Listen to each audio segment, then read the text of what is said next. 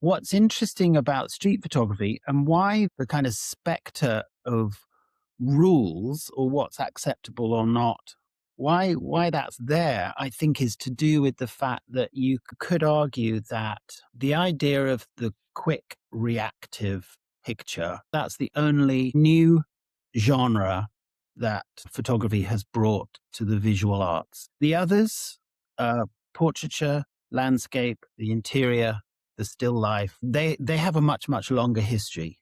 Street photography seemed to, or the reactive picture seemed to be something new.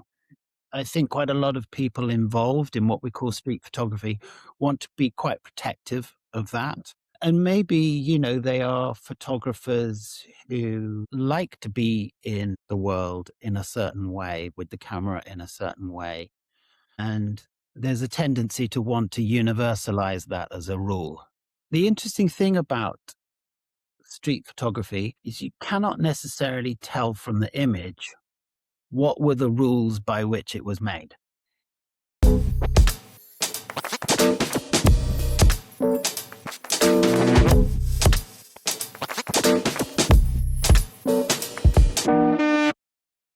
So, welcome back, everybody, to a new episode of Eyeshot 50mm. And today we're sitting down with David Campany, one of the most influential voices in contemporary photography, a writer, a curator, a theorist. He is also currently the creative director of the International Center of Photography in New York. David, thank you so much for being with us and welcome. Morning from New York. Exactly. And just before we start, I just want to leave a very small message to everybody who's watching to keep liking, keep subscribing, and keep commenting to support independent street and documentary photography, because what's just a very small click for you, it means the world for us. And from a couple of weeks now, all our interviews are all available on our podcast. So thank you once again. And I guess we can start. So the very first question I want to ask you, it comes a little bit, it touches upon your career and how you became the voice that you are today. So my very first question is, where does your way of seeing come from? Is there an image, a still film, or a piece of literature that in some ways you consider the start of your way of seeing and looking at photography? Oh gosh, you're starting with what should be an easy question, but it's difficult. I think people have a kind of origin story that they often tell about themselves to make it simple. I think the origins of our interests are always complicated, but if you want the origin story, I do. I guess it's a very early interest in movies, cinema. So this is at the age of probably 9, 10, 11, just happening to watch really good movies, old cinema on British television. I lived in the middle of nowhere, so there was not much culture around. So the only interesting things were on TV, usually quite late at night. And that was, and probably still is, the kind of background panorama of whatever cultural interest I have. That was my window into the world of art, and indirectly actually into the world of photography. My family we got a home video recorder, where you could record off TV, and I think I was the first kid in my school who had access to one of these. So I would record these great movies. I'm talking about, Jean-Luc Godard or Agnes Varda or Kurosawa or Fellini or Ozu or Bergman, the kind of 20th century canon. I would record these, but what really fascinated me was the pause button, the fact that you could stop a movie. And of course, if you stop a movie, the story falls away, then the narrative falls away, the sound falls away, and you're left with, well, what? Is it a photo? Yes, you could say cinema is 24 photos a second. But it's an unusual kind of photo because it wasn't made as a single image. it was made as part of a flow, a kind of durational flow. Nonetheless, it's a form of photography. And that set off my interest in indirectly thinking about photography. I would then come to London and I would buy books about movies and movie directors. And I often liked the images in those books more than the movies themselves. That's interesting. Very much. And from that, I set up a darkroom at home. This is in my teenage years, shooting black and white film and processing it and printing it myself. That's where it came from originally. And I think once I had a still camera, I got more interested in photography. So I would look at photography books. The little town next to the town where I lived just happened to have a very good secondhand bookshop. So the earliest, serious photography I saw was Helen Levitt and Henri Cartier-Bresson and Ouija and Arbus and Walker Evans and Brassai. And again, the sort of 20th century canon of photography. So that was a good start. I was on my own, really, finding out all of this myself. I didn't go to a school where there was an arts education or cultural education. So it was nice that it was mine, and I think the passions that you discover for yourself, very precious to you. You hold on to them somehow. That's the origin story, if you want it. Yes, absolutely. And which figures, whether they're in photography and cinema, literature, theories, or other fields, have shaped not so much your taste, but rather the way you seeing images most deeply? If you could pinpoint someone that you believe had an influence, I guess. Writers? Well, I was always interested in interviews and conversations more than writing, more than, sort of essay writing or something like that. So I remember very early reading a book of interviews with Jean-Luc Godard. I can remember reading interviews with Jacques Derrida, the philosopher, and with Roland Barthes, who famously wrote about photography, but it was actually a conversation with him that I read first. And I've always liked the format of the conversation. I think those influenced me because I think in conversation, people are much more free with their feelings about things. And also in a conversation, you're responding to someone. So it's not necessarily the thing that you would say in an essay or a book. So people are more likely to sort of reveal something about their curiosities or their interests or their kind of slightly unformed thoughts in a conversation. I still like reading conversations between people, in books and magazines. And from that I turned to reading a lot. And I eventually, when I studied film and photography, but it was on a program in London where half of what we did was writing. So there's an awful lot of reading, psychoanalysis, semiotics, institutional theory, theories of ideology, aesthetics, phenomenology, all of that. Everything. So I don't know if I can pick out single things. That there's a British artist and writer, Victor Bergin, who I guess his thinking made a big impression. I think a lot of the writings that I first read as an undergrad were very critical, polemical writings, pointing out what's wrong with visual culture or what's wrong with photography. I'm thinking of, Alan Sacker or Martha Rosler or Susan Sontag, something like that. They generally speaking, photography was something to be thought about, but kind of criticized in a way. And I still read a lot of very polemical writing about photography. It didn't enable me as a writer because I'd rather try and write about the things I feel positive about rather than what's not working. Yeah. Yeah, but I've got a lot of time for writers who are, very, very critically minded still. And it's important that we have those voices. Absolutely. Yeah. Sorry, another long answer, but that's how it No, is. that's fair. That's fair. That's fair. That's complete for sure. My next question is, in your trajectory, I feel like writing and curating kind of seem to have developed together in a certain way. So, how has writing about images changed the way you exhibit them? And how has exhibiting images have influenced on the opposite, your way of writing? That's a great question. Well, I think in actual practical terms, I was writing quite a lot before invitations came along to curate shows. So my writing probably got going probably almost a decade before curating. But a lot of people pointed out that there was something curatorial about the way I was writing. I was often placing one idea or one thought in relation to something else.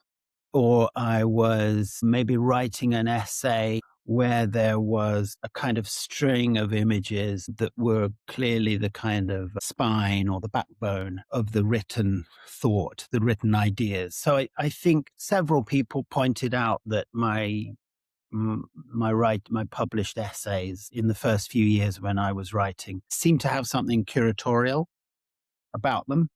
In the way that when you go around an exhibition, you encounter this and then you encounter this, and maybe you make a relationship between the two, and then you turn around and there's something else. In retrospect, I can see that I was often doing that in the way I was writing. And I think that's what led people, either institutions or individual artists, to invite me to curate.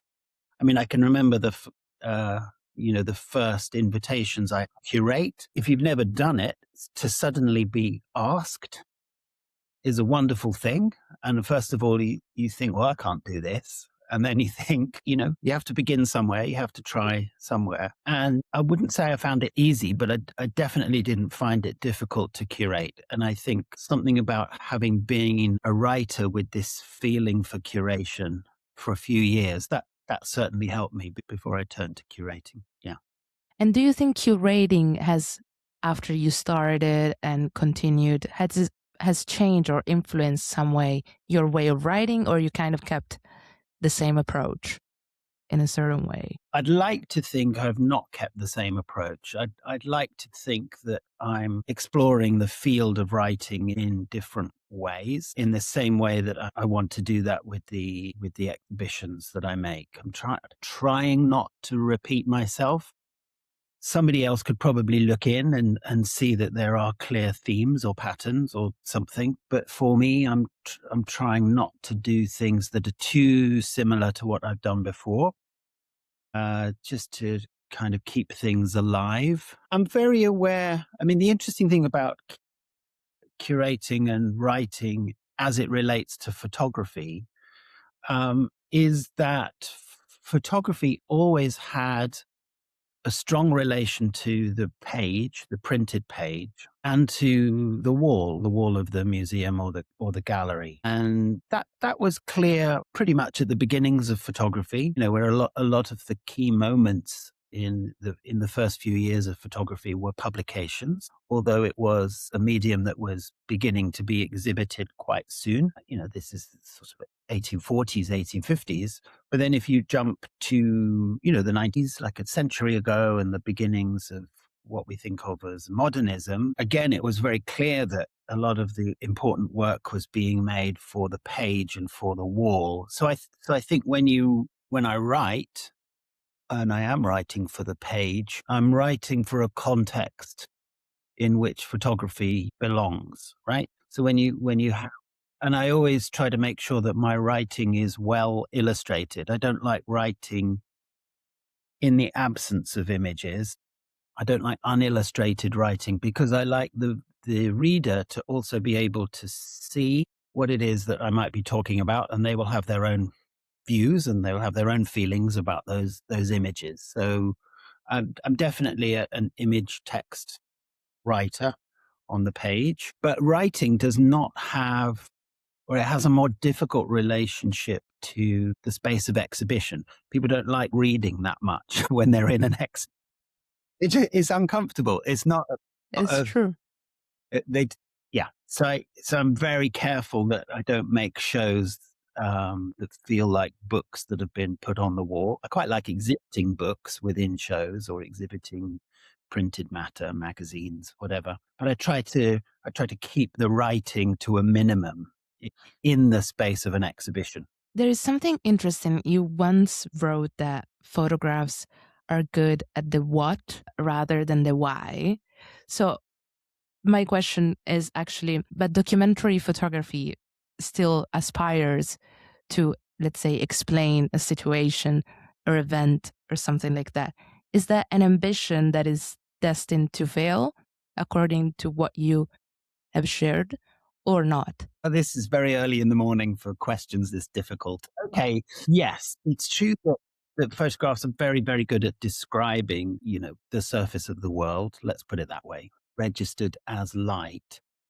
But, and this relates to something I said at the beginning about the pause button. In pausing and silencing the world, photograph is much less able to explain or account for what it shows. So for a long time, um, the documentary impulse and the journalistic impulse in photography was always accompanied by writing. The caption, the accompanying journalism or explanation. Yes, there is a form of documentary practice that just proceeds image to image to image, but I don't think that's a form of documentary that is necessarily interested in explaining. It's interested in suggesting. If you think of classic things like, I don't know, Robert Frank's The Americans, photographs by Helen Levitt, you would say that they are in a kind of documentary tradition. Exactly. Or Christine Potter, or some of the great photo books are documentary books with very little writing in them. But I don't think those photographers are remotely interested in explaining. It's a kind of documentary poetry. It's a kind of what Walker Evans called lyric documentary. Yeah, I think there are kinds of documentary practice where there isn't any writing, but I don't think that's a documentary practice that's interested in explaining. I think it's more like a kind of poetic suggestion that might be built up from image to image to image. But yeah, photography alone is not very good at explaining. You could take an amazing photograph of me sneezing, but the photograph will never tell you how I caught the cold, or what it is I'm reacting to, or whether I've got an allergy, or it won't do that. It can't do that. There are lots of documentary practices that are image text, but I think when the documentary practice is image alone, it's more like a kind of what Walker Evans called lyric documentary. It's a form of descriptive visual poetry. It's not to do with explanation necessarily. Okay. And do you think, like, what do you think is the biggest misconception then, or misunderstanding about photography? That it documents, that it expresses, that it communicates? What would you say? Well, I don't know. I'm often interested in the way um, the media talks about what they like to call iconic photographs. And the media likes to do that a lot, newspapers and magazines. And they often assume that if an image is iconic, it is communicating something universal. And I don't think that's the case. I think it's often that the image is a kind of placeholder for actually quite a lot of conflicting thoughts around a situation or a moment in history or whatever. I think obviously the media likes to talk about iconic images, but I often think they've misunderstood what those images are actually doing. That's a big misunderstanding. Puts me off the word. I don't like the word, and I kind Yes, I I can know see that you don't like it. Yeah, I can definitely feel it. what they mean by it is actually quite a long way from what I think is actually going on. which is much more fractured than the idea of a kind of universal, transcendent. Iconic. Yes, I think images are iconic, can be iconic, but not for the reasons that the media likes to tell you that they're iconic. I come across that misunderstanding often. I'd like to do a show about that. You should. You definitely should. Definitely should. At the heart of your work, there is this very interesting idea that I feel like is as uncomfortable as necessary at the same time, which is the idea that photography resists being enclosed in a single definition. So my question for you connects to this because you've often, again, defended this kind of ambiguity of the image against temptation of over-explaining it or to put it into a box somehow. But my question is, when does critical interpretation become a form of control and when instead a form of explanation? If I explain my thought. I'm quite resistant in my writing to the idea of making a reading of the picture. I'd rather expand things and complicate things than open things up, than presume I or anyone else can offer the definitive account. I think the temptation to offer a definitive account of any particular image or project or a definitive account of the medium, as you say, like a theory of the medium. I think the desire to do that is sort of proportionate to how difficult it is to do it. There's a temptation to do it because it's so complex. I mean, people never stop writing theories of photography. You'd think we would have it by now if there was one.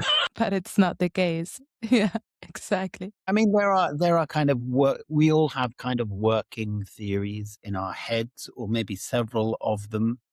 But, it's a curious mid-19th century innovation, and it's still around because it resists is kind of being fully conceptualized, I guess. Its door is permanently open somehow, I think. So for you, I guess writing should rather let's say accompany looking rather than protecting it from uncertainty. Yeah, I'd agree with that. That's very well put. Generally, yeah. Sometimes I respond to very strident writing that wants to give you the account of something. And I like that. There's a certain kind of bravery. Sometimes it's a kind of blinkered bravery. And I can respond to that. I mean, I don't seek in what I read the kind of writing that I would like to do and the kind of writing that I do. I read very broadly about photography and the arts and the visual in general. So I don't mind other approaches. It's very rich. But I think I've been with photography long enough, and also I recognize in my very earliest interest in photography that there was something that maybe couldn't be fully understood. I don't make a fetish of that.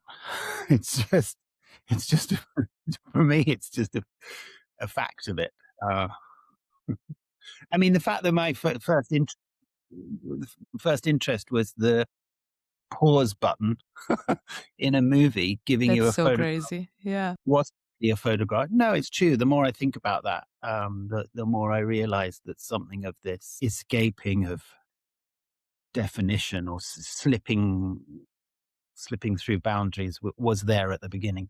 Okay. You've also said that you prefer, because I want to dive deeper again still in this writing on photography, that it's a very big, if I may say, characteristic of you apart from curating and everything. And I'm very much interested in this. You've said that you prefer to write not so much about photographs, but more around them, alongside them, in parallel with them. So what is language, though, unable to do when it places itself directly in front, pass me the term, of an image? What is that language cannot do? Most things. It can't do most things in relation to visual experience. In a way, it's the interplay of the two that's interesting, and the compulsion to sort of translate one experience into another, which is often what you're doing in writing around photography. I think that that distancing itself, although in writing you're often trying to come close to things, there's always a distance, and there's always an abyss. There's always a kind of leap. I think that is an intellectual and aesthetic energy and pleasure.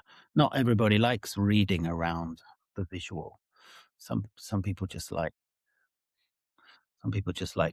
looking at things and thinking about them and having those experiences. But those that like writing must somehow like the difference between the two. I mean, it's interesting. Victor Bergin, who I mentioned earlier, wrote a very interesting essay called Seeing Sense, in which he describes the fact that our experience of the world is what he called scripto-visual, always somehow a combination of images and writing. That's happening all the time. But also on a more psychoanalytic level, there is a chair in front of me, and if I look at it and recognize it as a chair, I'm already putting it into a category. It's organized by language. If I say the word chair to you, you will have a mental image chair in your mind. It's only out there in the world that there are distinct things called, words, images, and objects. In the mind, it's much more mixed up. Interesting. Yes, it is interesting. Very, very interesting. Now, this is a very good analysis, and I totally see the point. So I feel like you definitely have answered my question or clarified it. So that's really interesting. My next question is, as I was saying before to everybody, you are a theorist, a writer, a curator.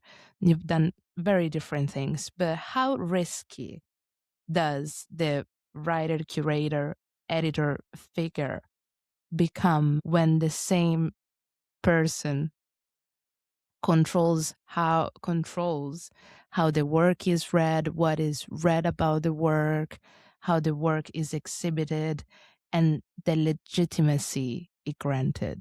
What, risky as in what? There's something kind of power crazy about being about being a Not saying that you are, of course, but like how yeah, I guess, yeah.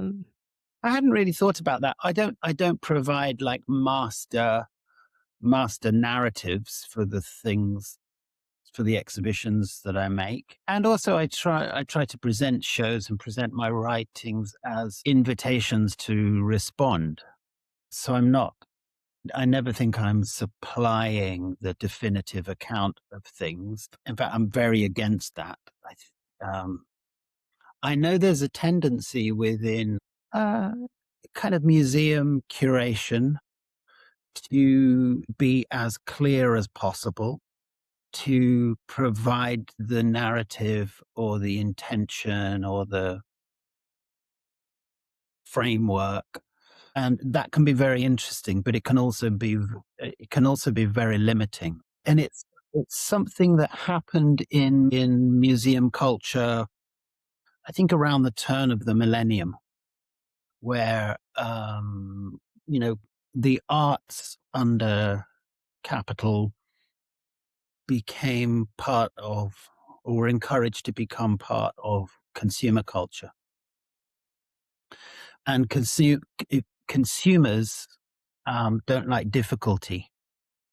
You don't buy something for difficulty. So there was a moment where museums went from thinking that art could be for anyone to thinking art must be for everyone.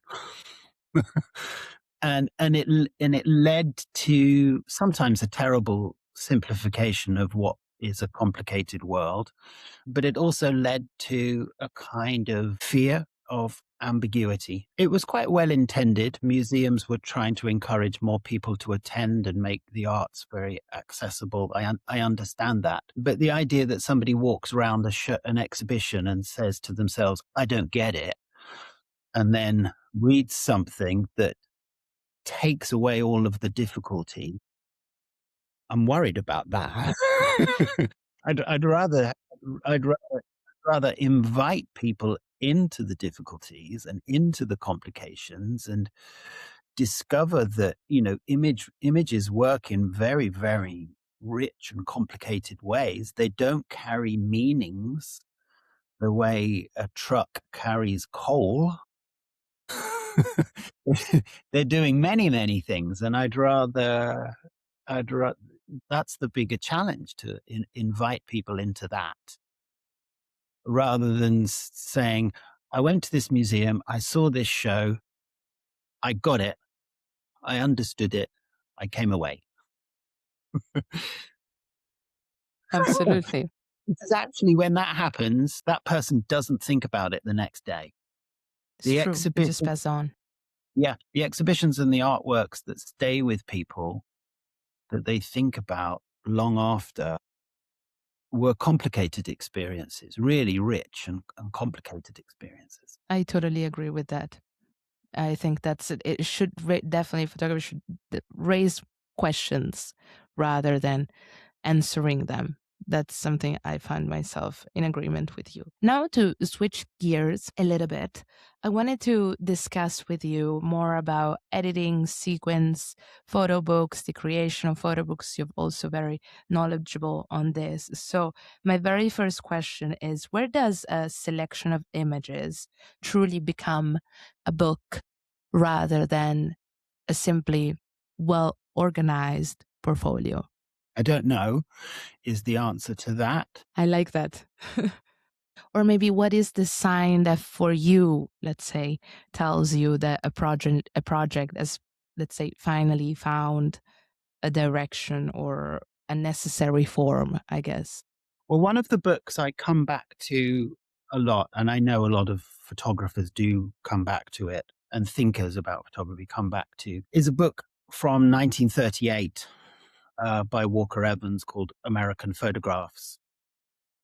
And interestingly, Evans had been in Europe in the 20s and was kept an eye on what was going on in Europe in photographic books in the late 20s and 30s, where there was clearly an interest in making books that were more than albums of single great pictures, that somehow they could be selected or sequenced or grouped in ways that were trying to get at something more than the individual image.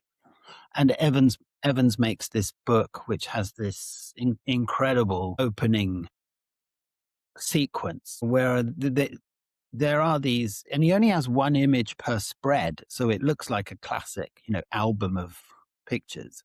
He's not putting things, next to each other on the page or anything like that. But as you turn from page to page, that there are clearly these suggested connections between one picture and the next and the next. I say clearly, it could well be that somebody going through the book is taking it in unconsciously. Interestingly, on the inside of the dust jacket of that book, in uppercase letters, it has a kind of warning that says, this book is meant to be read in the given sequence. So I think Evans was aware that somebody might pick the book up and just flick through the pages and say, oh, I like this one, I like this one. But and miss the very intentional sequencing. I mean, they are all individually extraordinary pictures, and they do work on that level. too.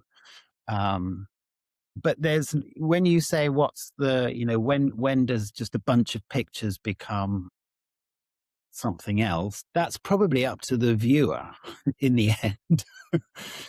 Okay, interesting. Well, because however intentional you are with the organizing of a book, there's nothing to stop somebody just opening it up wherever. I like, don't like this one. It's obviously it's different in cinema when you edit, because you're really controlling duration and the order of things, and you can suggest that in a book, but it's only a suggestion. You can't I mean, sometimes, when I'm showing a book, in an illustrated talk, let's say, and I've got a PowerPoint and I'm showing spreads, I realize that the way I'm showing it is actually more like cinema, actually, where you're controlling how long each is on the screen. And I feel a bit bad that I'm like forcing the reading in a particular way. And in a way, you can't translate the experience of engaging with a book into any other format or context. I think that's probably what makes them quite special. That's a very interesting question. I guess there are moments where when a photographer asks me to work with them on a book, it can really vary between a photographer saying, Here, here's a bunch of pictures. Can you see if there is a book in this?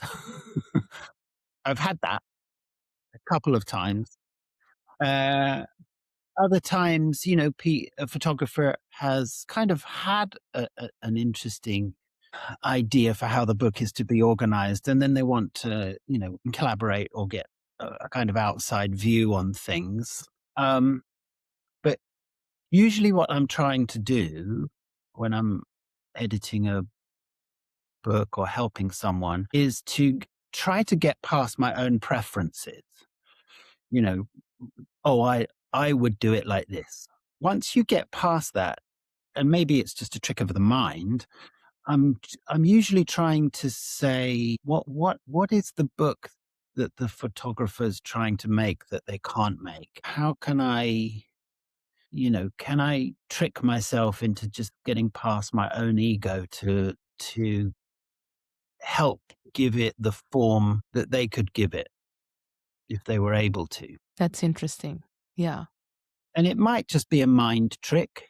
I mean, I certainly make initial attempts to select and sequence work, and then I will delete it as a way of just getting that ego out of it a bit. And then you're trying to think about it from the inside somehow. Take Takes a while. I've just been helping a photographer. Well, not helping actually. He gave me the work. Photographer called Caleb Stein. Pictures that he was taking of automated car washes. Where you put the money in, and incredible photos, color. Yeah, color and black and white. And he was very open with me, and just said, can you take a look at these pictures and what kind of book do you think they might be? And actually took about a year, but we ended up with something that tried to, in the form of the book, tried to express that weird disorientation. If you're sitting in a car in the car wash, there's that peculiar feeling where, is the car moving, or is the is the car wash machine Yes, you? exactly. Are you've consented to do this, but then you're trapped in your own car. You can't get out in the middle of it. There is this weird, Situation that occurs. Yeah, it's true. yeah. And then trying to find a form for the book that had that, and there are phases of it. The car gets washed, and then it gets soaped, and then it might get dried and buffed down, and there's this weird like stuttering. Has one thing started yet, or just trying to find a form that would express that slightly disorienting feeling. It doesn't look like any other book that I've edited, because uh, it's not done from personal preference. It's done from trying to get it form that it needs. Interesting. Yeah. Sorry, I wanted to ask you because I've read something that you said about composition, because you said that composition is not limited to the rectangle of the viewfinder, but it also concerns, regarding to what we are talking right now, the archive, the sequence, the suite in general of the work. Why do you think is editing still treated, pass me the term, as a secondary to the moment of exposure instead? I don't know that it always is. I think there are some photographers who are thinking about that process ahead while they're making the work, making the pic. Yeah, it's true that there's a tension in photography between composition as it. It's funny, as soon as you say composition, it all sounds very classical, and Yes, that's fair. it's something very conservative to do with rules. I don't mean it like that. I just mean, if you lift the camera to your eye, you're making decisions about what's in, what's out, all, all of those things.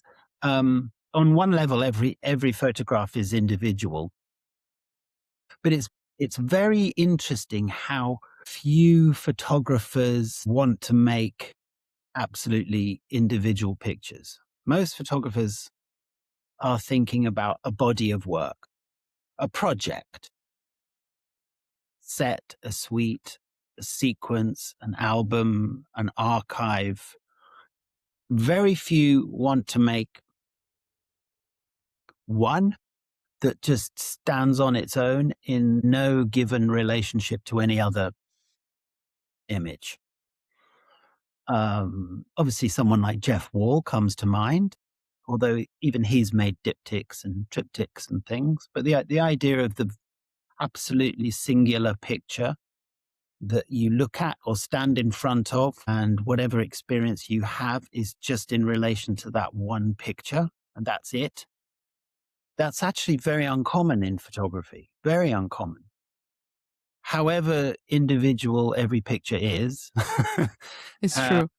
most photographers are thinking it's so. In a way, the idea of composition is always deferred or connected with the broader idea of how is the project composed, or how is the group of pictures working together, or how is the book working as a whole. You know, I'm surprised more photographers don't think very individually about photographs as pictures, capital P, to be In seen on themselves. their own. Yeah. And now I want to instead go a little bit more into the genre of street and documentary photography. So my very first question relates to street. Street photography, of course, is often associated with the decisive moment. This term, this everything that rotates around it. But you instead have spoken of premeditated observation. So my very first question would be if you could explain this term and what you meant by it. And the second one, following up on this, do you think that the obsession with this decisive moment has damaged our ability to see duration or long terms in long terms? Huh. Well, that's interesting. I don't rule anything in or out. Rules are not very good for any kind of art. They're just not. They're not. What's interesting about street photography, and why the idea, the kind of specter of rules or what's acceptable or not, why that's there, I think, is to do with the fact that you could argue that the idea of the quick reactive picture, I'd rather put it that way than street photography, because I don't think it's actually to do with the street. I think it's to do with being in an unpredictable world and responding to it with a camera. That is, you could argue that that's the only new genre that photography has brought to the visual arts. The others, portraiture, landscape, the interior, the still life, they have a much longer history. Street photography seemed to, or the reactive picture seemed to be something new. And I think quite a lot of people involved in what we call street photography want to be quite protective of that. They may not put it in the ways I've put it. And maybe, they are photographers who like to be in the world in a certain way, with the camera in a certain way. And there's a tendency to want to universalize that as a rule, you know? The interesting thing about street photography is you cannot necessarily tell from the image what were the rules by which it was made. That's true. I know That's interesting. I have a photograph, quite a few. Here's an example. Yeah. Okay. It looks like some kind of riot situation in the USA. Demonstrators, police. It's a press photograph that I bought for like $10, $15.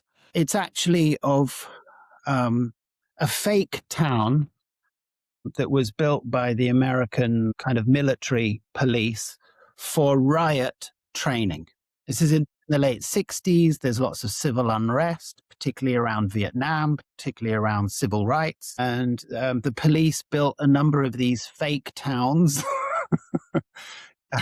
You wouldn't necessarily know that from the picture. It From might the look photo. like Sure. regular news photo or something taken by a street photographer as they stumbled across an event happening in the world. You can't know. Lots of photographs that I really love are film stills, but they look like street photos, particularly from Italian neo-realist movies. I don't know that I've fully answered that question, but it's an interesting one. I mean, if you think of the world of photography as, a huge building with lots of rooms in it, obviously street photography is quite a big one. And then there are lots of rooms off it connected to it. And Yes. has the decisive moment limited things? No, because there are plenty of people that are making pictures in streets or street type situations in lots of other ways. That's true. That's true. At the same time, though, I feel like street photography sometimes it seems to have, let's say, a cliche problem as well. No, streets all over the world now seem to produce just kind of the same things. Yeah. If this is what. So how do we even get out of that loop? Because sometimes street photography has this cliche problem and this maybe not stigmatization, but like it carries it with it, like for instance, I don't know, sunset with an umbrella or, like a juxtaposition, everything that it's like a cliche of street photography. And I feel like it's repeating. How do we get out of that instead? How do we get out of the room that has cliches? You go at them head first I think is probably the best way. Push through the cliches and see if you can come out the other side. What is a cliche? It's a truth that's worn out by use. When I first got a darkroom and I was making my own pictures, including kind of street type pictures, and that's because I was a shy, dysfunctional teenager that was interested in looking at the world and wasn't fully connected to it. And so, of course, the camera becomes a kind of passport, but is also a protective barrier, all those arguments. Absolutely. They quite deliberately set out to try and make pictures in the manner of the photographers that I admired. What makes a Cartier-Bresson picture? Why is that different from a William Klein picture or a Ian Arbus picture or a Gary Winogrand picture or a whatever? And I quite deliberately set that as my task. This is when I was like 16, 17. And then when I went to apply to study photography and filmmaking, I had a portfolio of pictures and I thought either they're going to think I'm a plagiarist or I'm being very derivative, or they can see that, here's a kid trying to understand something about photography. And I know that I was pushing at the cliches to try and come out the other side. Interesting. Yeah, sometimes the cliches are to do with. So pushing through until, I guess, yeah, I feel like you should always maybe like everybody has inspirations, everybody has all our visions or like experiences are a composition, like, yeah, a composition of influences, of meeting, of encountering people, of seeing things. So it's fair to get not inspiration, but like it's fair also to replicate or try to replicate those cliches. But in the end, at the end of the road, you should definitely get out by finding your own voice or your own vision of things as well. I guess it's an exercise of style, I guess we could call it like that. I mean, what's interesting is that, the advice of photography schools and art schools and, self-appointed advisors is always find your own voice. And I wonder about that. I think I'm probably much more of the kind of David Bowie or Bob Dylan or Stanley Kubrick even idea that you try on many, many different hats. You get away from your own voice. Interesting. And then you might discover something about yourself rather than saying, what is myself? I must try to be myself. Or I must try to find my own voice. No, try many, many. What would it be to go out and try and make a picture trying to be another photographer? It's never going to be exactly like that photographer. And the difference between the two is probably your voice, if you've got one. you know, Yes, exactly. It's fair. Yeah. Involved in a project a few years ago where, and I have talked about it before in podcasts and things, but it's probably bears repeating.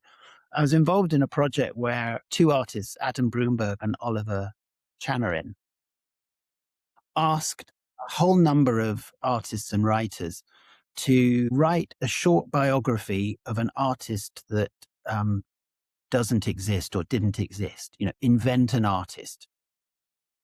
I was led to believe that they were going to, publish a book of these short imaginary artists.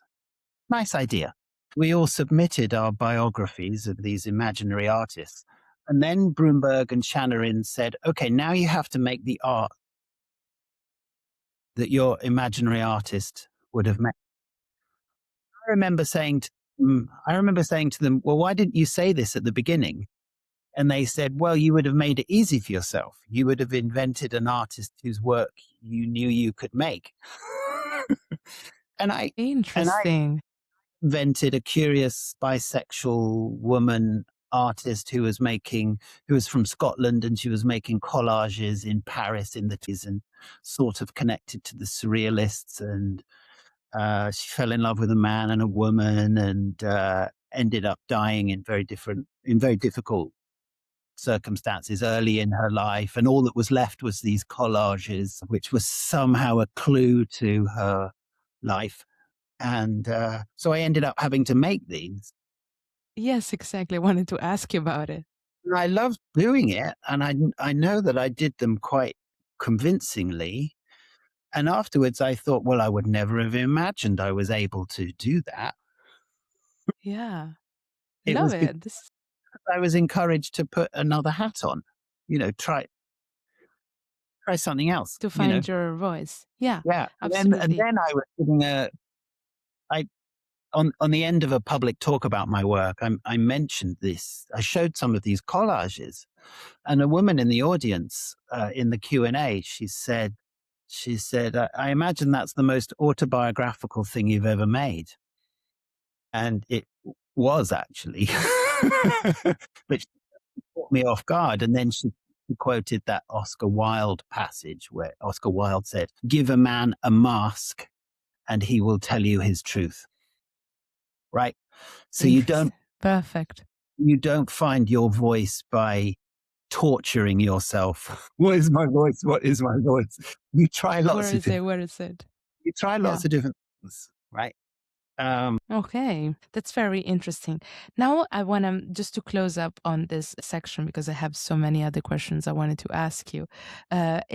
This relates more to, like, let's say, the crisis of contemporary photography in a way, because my question connects to what we were saying before. Is the contemporary crisis of the image a crisis of truth or a crisis of truth in the context that supports the images? I feel like there's this crisis of the images of what it makes an image work and what makes it not successful but work. But is this a crisis of truth or rather a crisis of trust in the context where the images are shared, are exposed? That's on the one hand, that's a very contemporary question. And I suppose it relates to this idea of, on the one hand, a kind of regime somehow of post-truth. It's always been there. I think there was probably a period which corresponds to the dominant period of magazines and newspapers, probably between the 20s and let's say the 70s. There was a kind of sort of hegemonic idea of what truth should look like. The formulating of the magazine photo essay, the ways in which it was expected that news photographs should function. Historically, that was a very, very brief period, 5 or 6 decades at the most, of that kind of cultural sort of dominance. And obviously, photography's truth claims go into a kind of tailspin for a long period. But interestingly, the word documentary, as it was coined in the late 20s, there was an understanding that it was experimental, that there wasn't a fixed way of doing things. There was a kind of understanding that there was an artful treatment of actuality. And I think documentary has been forced to return to its experimental roots, beyond rules. If we knew exactly how to represent the world, we would just do it, right? We'd just do it. Fair. And there'd be no problem. It doesn't work like that. And there aren't the institutions around that would necessarily support you having those ideas. And it's why, interestingly, documentary work, experimental documentary work, has such a place in contemporary art and exhibition culture, where it was excluded for a long time. There was this presumption that it just belonged to the hegemonic forms of the mass media. Yeah. But now that it's been forced to re-engage with its experimental origins, documentary was always meant to be experimental. There's no other way. That has reopened the doors for this connection between art and documentary, let's say. Beyond that, it's interesting. I did an exhibition. Not so many people saw it here at ICP because it was only just after the pandemic.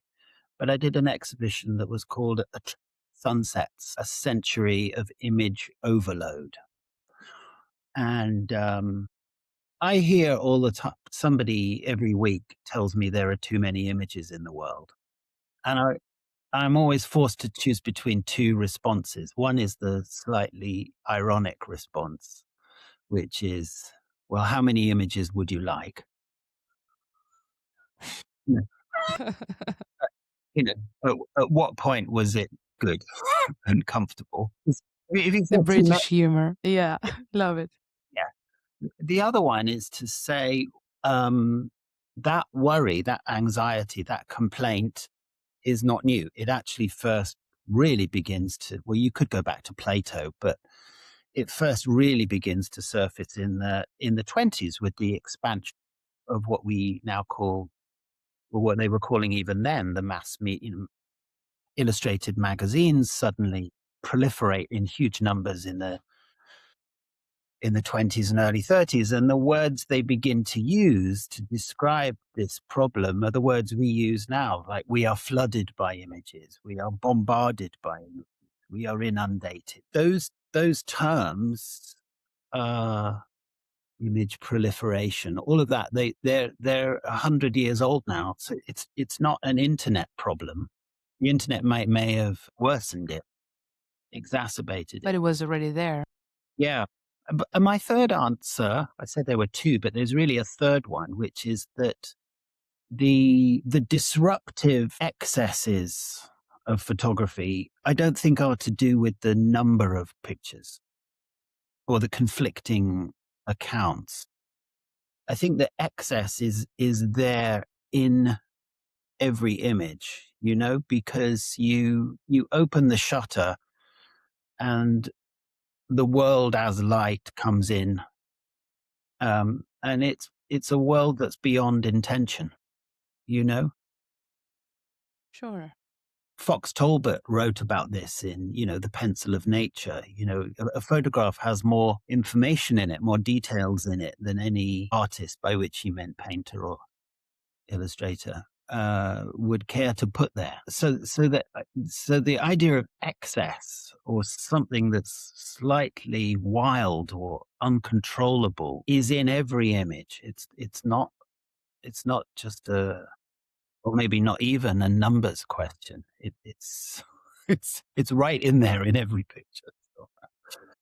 So, Friedlander, the American photographer, had a kind of comical way of putting it where I can't quote it exactly, but he says, I wanted to photograph my Uncle Vern and his dog.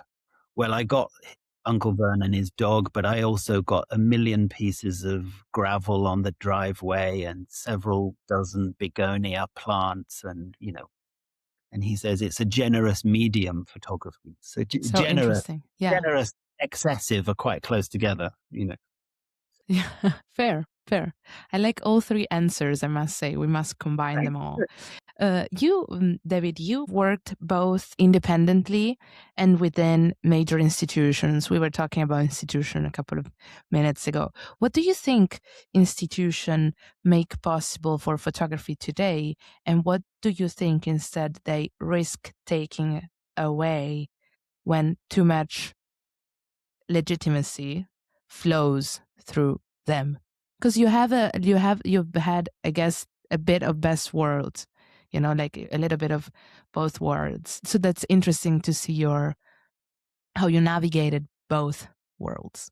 For me, it's not worlds. It's probably to do specifically with ICP, the International Centre of Photography, where I'm now the creative director.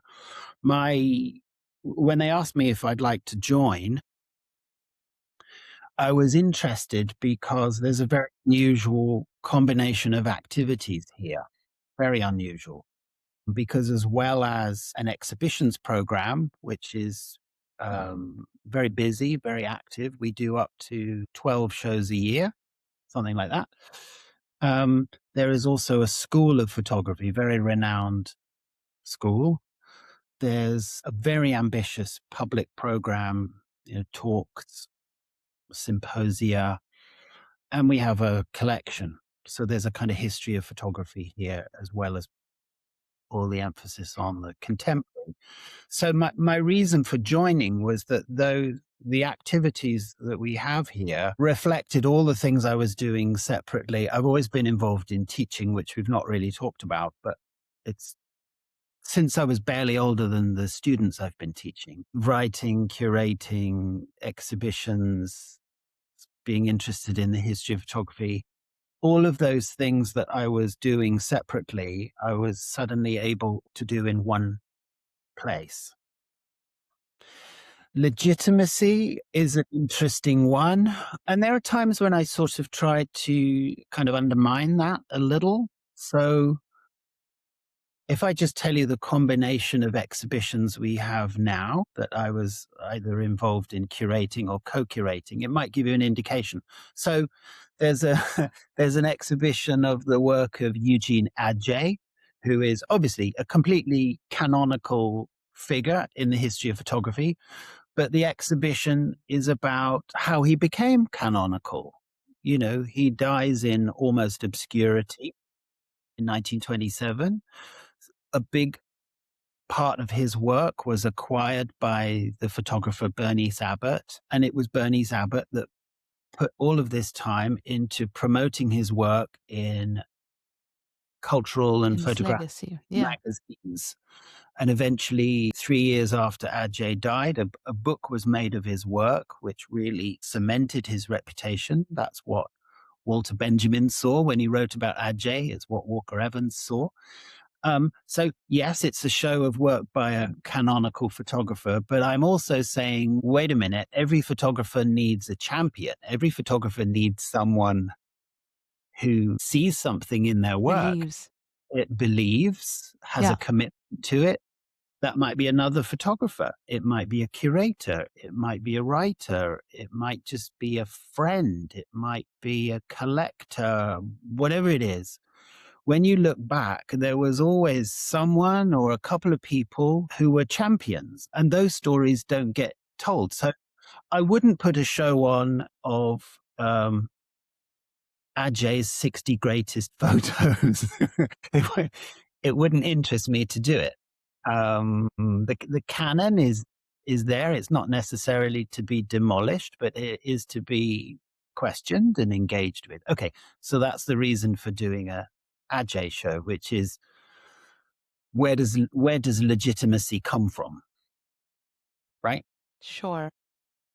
There's then right next to it, there's a show of the work of 15 photographers, a show called Hard Copy New York, which I co-curated with a guy called Aaron Stern. Photographers' work is being reimagined and translated into photocopies, cheap photocopies, which are just pinned on the wall, not something that maybe you'd expect in a museum. Well, that's complicated. Very little of that work was made as photocopies in the first place. So there's a kind of double authorship. There's the original photographer's work, and then we went to the photographers and said, can we reinterpret the work as photocopies? So there's a complication there between, you know, the original work and its copy and their authorship, and maybe a technological authorship through the photocopy process. And then there's work by two photographers from Ivory Coast, who are not very well known at all, making work about the Ivory Coast in one way or another. And, you know, I like the fact that visitors will move between these three completely different shows. And I see that the total hipster audience that comes for the photocopy show, and then they discover the ads and the work from the Ivory Coast. And there's a photo aficionado audience that is coming for the Adjei, but it's not a typical Adjei show. And then they find themselves in the photocopy show and work from Africa. And that's how you move the dark culturally. That's how things change. Yeah. So for you, because you're curating this, like for you, is curation then a form of art for you or a mediation? I guess it's a form of mediation. I'm not like a star curator. You know, very often I don't even put my name on the show. Don't think it matters. Someone once asked Because me, I feel like you also have a responsibility, right, towards the audience that comes to your curation. So that's where my question comes from. Yeah. there's only so much second guessing you can do of audiences. I mean, I can make let's say I curate a show here of a photographer's work, or a group show, or a thematic show. Let's say it's really well attended. Lots of people come and see it, and it gets lots of great reviews. It's easy to then say, well, that was a success. But in my spare moments between, meetings and working on things, I go into the galleries here, kind of incognito, just to watch people moving around the space. And I'm never going to know what's actually going on in their minds. Interesting. I'm never going to know. I am interested in how long they spend looking. Do they come back to things? Are they talking to their friends? There's still something very mysterious about it. And that makes me mindful that while I have a responsibility to an audience, I'm not playing them like a violin. I don't in the end know what their actual response is. This has led lots of museums to do things like, have audience surveys and audience questionnaires. That gets you so far, but people, when they're filling in a questionnaire, they've already formulated something, and it doesn't quite capture. You can't quite capture that raw. Maybe we're back with that question that we started with, like, what's an image giving you that writing about it can't give you, and what's the relation between the two? It's a little bit like that. It's a little bit like that. So yes, I'm responsible, but I'm also responsible to the fact that in the end, I can't know. Absolutely.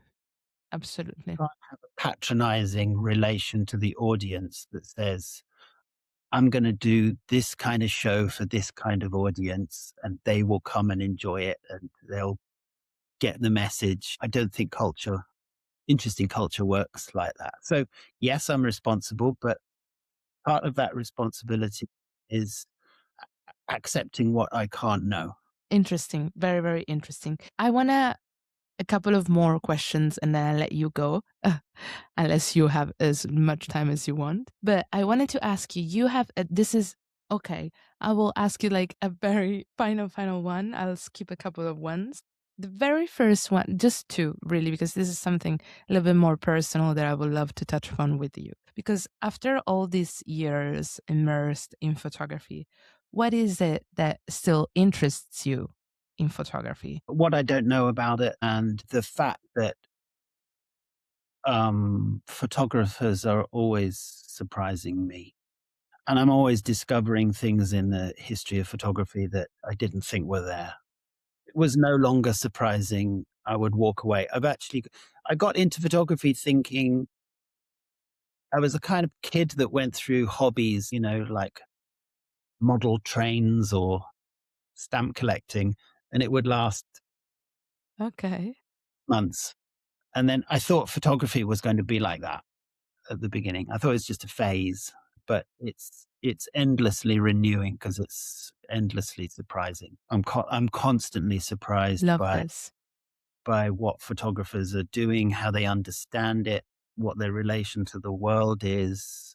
And then we still have terrible histories of photography. I'm always discovering extraordinary things from the past. Yeah. That you didn't know. You've also said that a creative life should not be appealing, but resistant, which really is something that stayed with me quite a lot. So, my question for you is for you, then, what is one concrete form of resistance in photography, of course, today? Feel it whenever whenever I don't understand something. I think when we say resistance, we think of politics with a capital P. Recruiting photography into fighting a cause, which is important. But bumping up against your own lack of understanding or misunderstanding. David, thank you so much for taking the time to talk with me. And it was honestly a pleasure. I just want to leave a very small message to everybody who's watching to keep liking, keep subscribing, and keep commenting to support independent street and documentary photography, because what's just a very small click for you, it means the world for us. And from a couple of weeks now, all our interviews are all available on our podcast.